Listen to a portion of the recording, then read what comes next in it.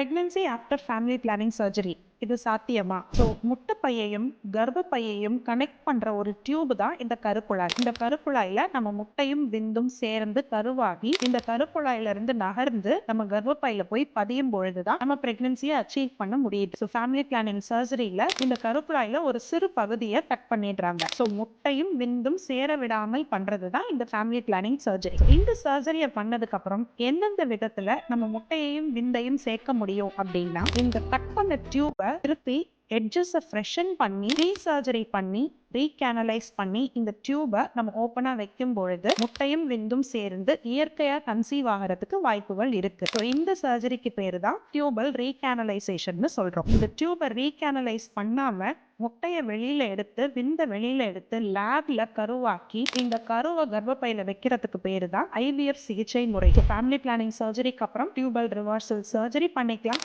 இல்ல ஐவிஎஃப் பண்ணிக்கலாம். இந்த ரெண்டு முறையில ஈஸியா கர்ப்பமாக முடியும்.